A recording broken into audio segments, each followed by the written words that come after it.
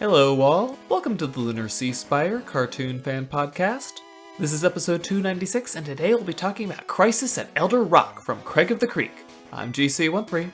And I'm David. So, Craig and his friends go out to the Elder Rock to seek wisdom from the elders, only to find out that they've been trapped under the rock as it had collapsed. And, they try increasingly desperate schemes to free them as their situation worsens and their live stream becomes funnier and funnier. The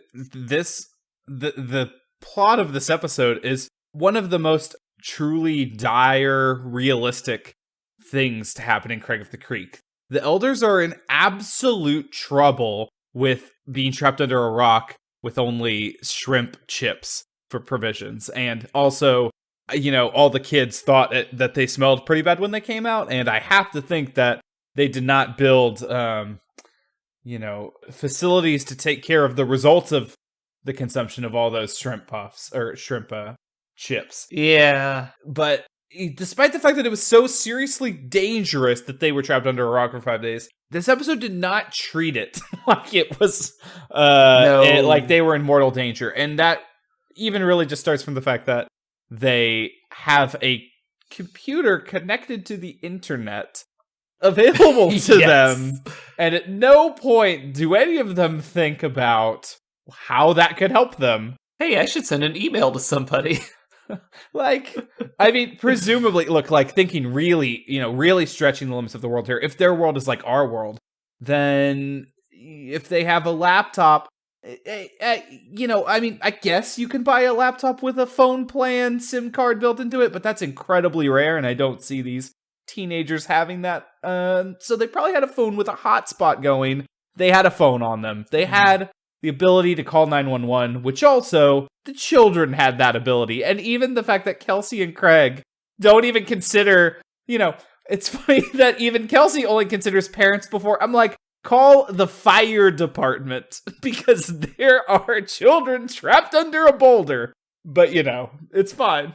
Okay, they are full-grown adults. Thank you very much, sir. Are they in their they go to community college? Oh, okay. They're in their college years. They could still be 18 or 19, though. I don't know. Really, David, what I think is that you are failing to grasp the deep, deep lore of the Elders of the Creek. You see, if you go back to I'm in your manger, killing your savior, and you watch how that whole thing went down, do these really seem like the kind of guys who are going to have practical solutions to practical problems? I think that Barry showed he was pretty practical in this episode. I mean, he was willing to sacrifice Mark's. What was the anime that shovel was from? Oh, I don't even know. The only anime from the show I remember is My Hoagie Academia, and that's really aided by a couple fan art pieces, which were fantastic, by the way. Well, the figurine that they made alone was hilarious in this episode, but, Barry was reasonably put together. David was fine until he, got tripped and stumbled his horns into, the inflatable raft. But, are they intelligent? I guess they're not. They're not very intelligent at all. I mean, you talk about them being in a dire circumstance. The only sense of mortal danger that this episode ever conveyed to me was JP happily going off to work at Digital City, which another fantastic reference to the original, by the way. But it's like, ooh, this is not going to end well. With child labor laws presumably being broken. I love that Craig's mom calls out some random employee at that store. It's like, this is a child. You hired a child. I'm getting the discount. Now give me his employee discount. Yeah, that was beautiful. It's like, you think that she's going to demand something be done. No, she just wants the employee discount. That's all. I can't help but always with this show think about parallels with Hey Arnold, but I do think thematically, if this was an episode that was in Hey Arnold, it would be a serious, there were a lot of serious episodes in Hey Arnold where things were actually sad and, Arnold was challenged. And so someone being trapped under a rock would have been probably would have rained during the episode, just a really sad situation. This was not that, but it made it a lot more fun. And one thing that they didn't do is they didn't make Craig's plans truly goofy. he has very practical solutions for Really? what he does. Okay, except for his math is really awful. his math for trying to launch the rock into space was wrong, and really that wasn't the problem with his plan. It was the structural integrity of the log that they jumped onto was not considered. And I think they must have rose quartz's healing spit because they took on serious blunt force trauma, the likes of which Steven Universe had also seen, and they came out unscathed. Yeah. Okay, how high up did he say that they were going to launch that rock? I mean, I don't remember the number, I just remember that the illustration was in space. So I feel like it was either 300,000 kilometers or miles, either of which is much larger than orbit from Earth. Much farther out than the breathable atmosphere, yes. That was great. I love Craig's imagination. I mean, I just want to do a crossover with Summer Camp Island and Craig of the Creek now, because obviously Craig and Alice are both rubbish at maths. Rubbish at maths. Yep. They were adorable. And I liked that all the kids came together at the end to make sure that their parents never found out that everything they did in the creek was a danger to their bodies and minds. I really, really enjoyed that speech because, on one hand, they show everyone's like, oh man, this guy's giving such a really good speech. I feel so inspired right now. But then the way their attitudes all changed as soon as it said, oh yeah, by the way, our creek-based lifestyle could come to an end if parents find out. They're like, oh, I should actually do something. It was beautiful. I love that they're protecting it though, and it makes me so jealous of these kids' lives. Like, I want to grow up near a creek, All those hours I spent indoors on a Game Boy Advance, where's that time gone, These kids are living their best lives. They'll never take your high scores away from you, David. I sucked at those games. I couldn't beat the second world of the stupid Jimmy Neutron. God, what was even it was like the James Bond parody in show. What was that dude's name, Jimmy Neutron? Anyway, there was a GBA game based on it, and I could not beat the second world, and there were only 4 worlds. It's very sad.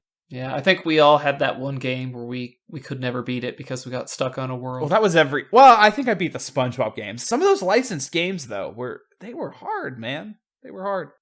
It's funny that you mentioned David ruining the raft plan, because as soon as he's talking about the raft plan, I'm like, oh, that's never going to work, because if the rock is that heavy, the raft is going to pop. It's not going to be able to lift the rock up. And I'm like, no, it worked just fine. It's their own stupidity that ruined it. Yeah, well, it's their own. This group, I mean, they made it 5 days without fighting, so I'll give them that. But especially Mark. Mark is terrible with conflict. Well, I mean, they were already fighting before the rock came down. I'm certain they were fighting during those 5 days. At least they didn't have differentiated food sources to fight over. Just, no one had to fight over if they got the shrimp flavored ones or the barbecue flavored chips. Oh, good grief. That was such a good gag. The whole, they have 10 bags. We're down to 8 bags, guys! They had just had 10. I feel like the shrimp flavored snacks is a recurring cartoon joke, because I was remembering shrimp puffs from the Fairly Odd Parents. I don't remember what episode that was. Like, Cosmo is obsessed with eating shrimp puffs, which is a disgusting. Are those real? I hope shrimp chips don't really exist, but they probably do. Lay's probably put those next to the chicken and waffle chips. Yeah. Yeah, spinach puffs are real. Why not shrimp puffs? A completely small note. The dedication to the thoughtfulness. I mean, obviously the elders are some of the original characters, much like Lars and Sadie were to Rebecca Sugar. They're older characters.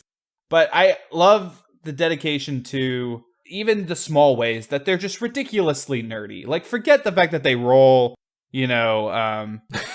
what's the name of the 20-sided dice? I know nothing. Geek culture, where am I? D20s. Yeah, when they roll their D20s, sure, whatever, we get it. They're nerds. But the fact that Mark calls the date, it is 3/27.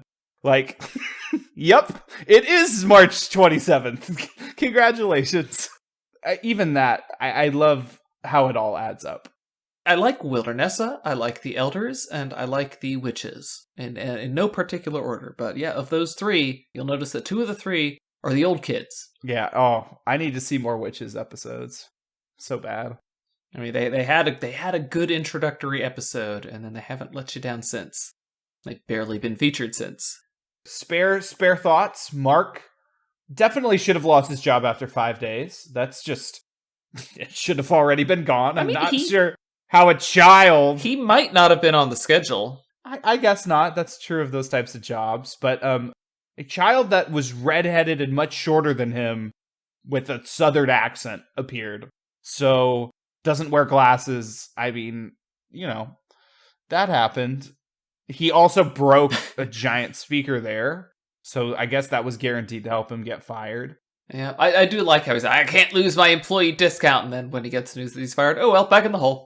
They put some extra production value at the end for that full-on... Was it ska? Was it punk? I am terrible at identifying music genres. Oh, yes, I did enjoy that they had a whole song just for that. That was a very nice touch. Yeah, and they played it during the credits, too, but maybe it was ska. It reminded me of one of the genres that Steven Universe has covered, somewhere in between, like Sadie covering ska songs, and I should have written down the other guy's name. Last one out of Beach City. Mike Kroll.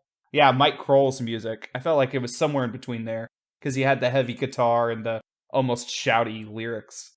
I'm not gonna lie though, when I saw Craig with all the jump ropes and stuff at the very beginning of the episode, I know that Craig of the Creek episodes are not structured like this, but still, a part of me thought, maybe they're gonna start in media res. Maybe they're already trying to rescue the elders, even though I know darn well that's not how the episodes are ever structured. Yeah, that's actually... They take quite a moment at the beginning there with Craig and his mom to sort of live out that moment where it's pretty obvious to the parent that their kid is not being honest with them, but you just kind of roll yes. with it because what's the worst thing that's going to happen? Like, whatever. Something problematic's happening with those jump ropes, but I'm just not going to worry about it right now. She's doing that supportive parent thing where she's letting Craig push his boundaries rather than smothering him by saying, oh, here, let me do that for you. She's letting him figure stuff out on his own as long as it's not too dangerous. It's not like they're some kids stuck under a rock and they desperately need help or something. It's just jump ropes, Right. Like they're literally like defecating in a dark, cold place for 5 days together. It's fine. They're gonna be fine. Let's not call the fire department. You'd think if nothing else, they would have tweeted at the city mayor or something like, hey guys, where's our Live Aid concert? Like, I mean, I guess also, they could have played up a joke more too of the fact that truly no one was seeing the live stream. Obviously, Craig was like the first one to log on. Yeah. So you'd feel like if one other person out there. I thought that was really nice that they didn't call any special attention to the fact that, Craig and Kelsey were the only ones who were watching their live stream. That was a classy touch. David was so excited to have a viewer. The chat's blowing up.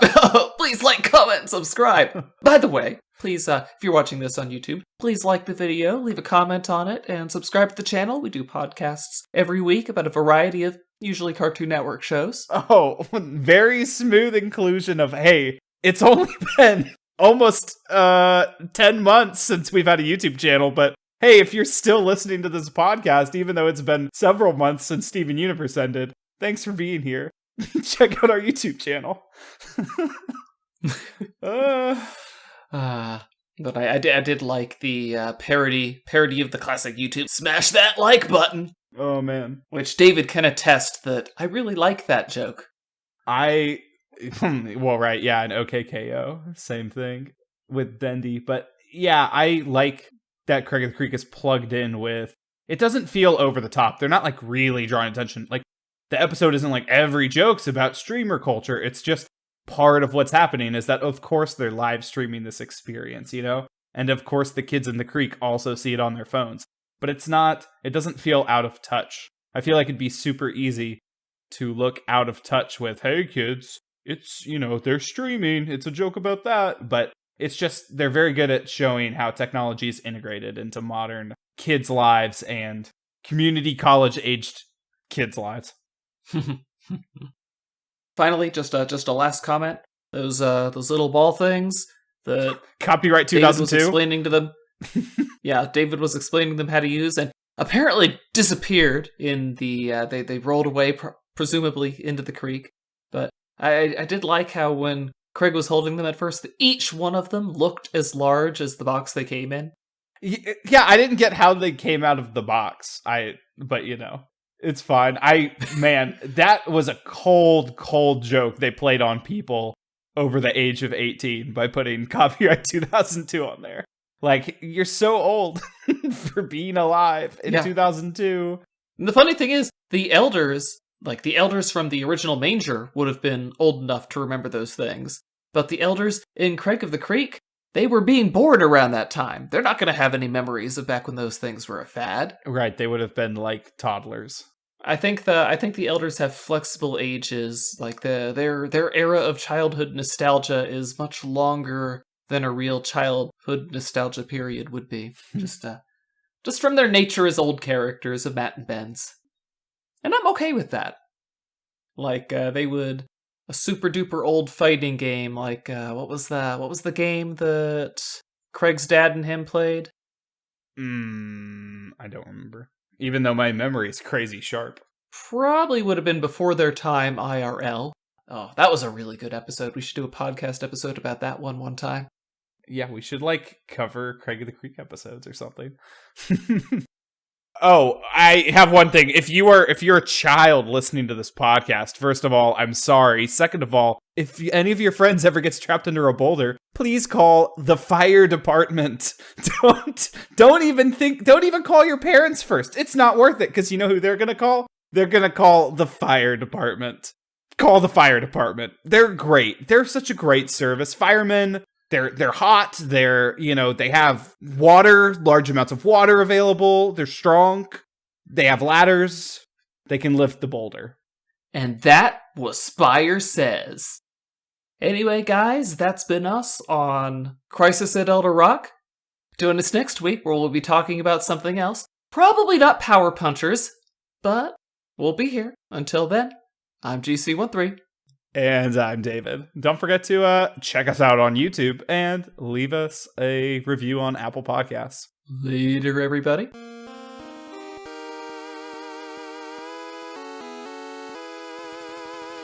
Our opening and closing music is by Mark Soto.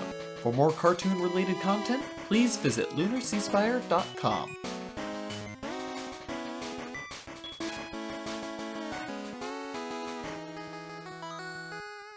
Anyway, guys, that's been us on... Hold on, drawing a complete blank. Crisis at Elder Rock.